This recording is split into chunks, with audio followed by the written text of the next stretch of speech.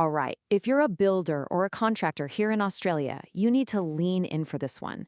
There is a massive financial shift on the horizon, and honestly, it's going to hit your cash flow hard if you're not prepared. So let's make sure your business isn't one of the ones that gets caught out. So there's a really important date you're going to want to circle on your calendar. I mean, really circle it. It marks a fundamental change in how you'll manage your payroll and, even more importantly, your day-to-day working capital.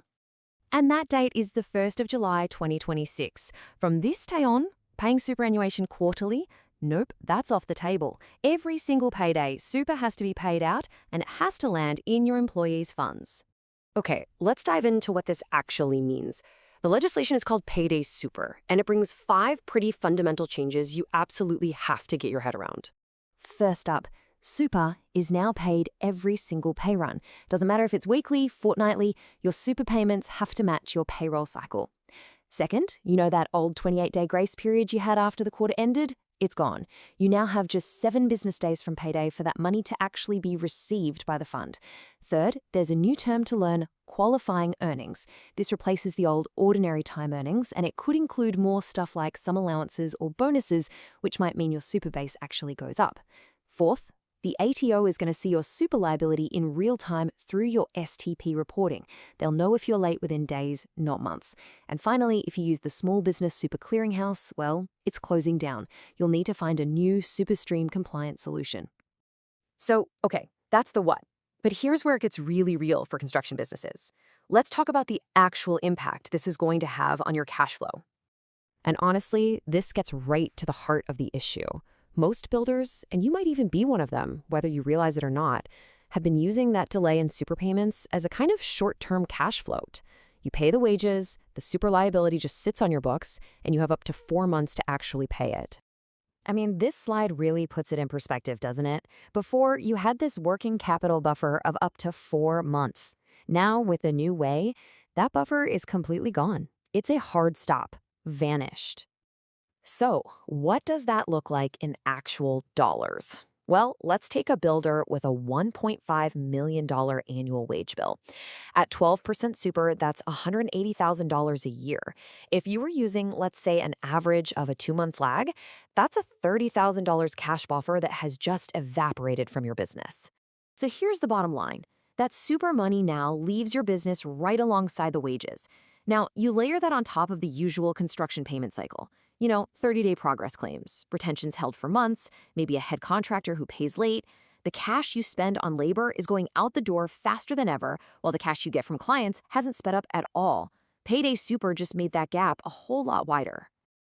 Okay, so that's the problem. It's a big one. Let's talk about the solution. Here are the practical, system-level things you need to have in place by July 1st.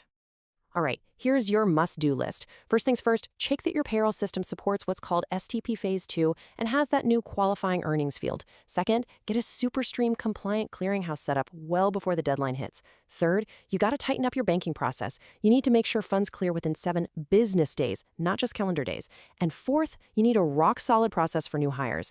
Get them set up with a default fund on day 1, so you're not chasing details weeks later and risking a late payment. Now, you might hear some talk about something called PCG 2026/1. This is basically the ATO's transitional compliance approach for the first year. But, and this is a big but, do not misinterpret this. It's designed as a runway to help you get your systems right.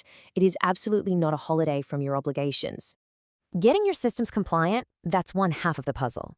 The other half is about changing your financial habits to actually manage your cash flow in this new world. And this slide says it all. If you're still relying on quarterly forecasts, you're basically flying blind. You won't see these faster cash movements coming until it's too late. You absolutely have to shift to a 13-week rolling cash flow forecast. It's non-negotiable now.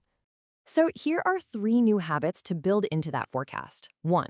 Schedule super as its own line item for every single pay run, not as a big quarterly lump sum that surprises you. 2. This is a great one. Open a separate sub-account just for super. Every pay run, transfer the super amount out of your main operating account so it's quarantined and you can't accidentally spend it on materials. And 3, stress test your forecast. Actively model what happens if a major progress claim is 30 days late. With that cash float gone, you've got to know what your breaking point is before it happens. So let's bring this all together. It's so easy to look at this whole thing and just think, oh, it's a small tweak to my payroll process. But it's not. It's so much more than that. Payday Super is a cash flow change, first and foremost. End of story. The builders who get this and start planning for it right now are going to be fine. But those who wait until the last minute, they are going to have a very serious problem. So look, the deadline is set and the clock is definitely ticking.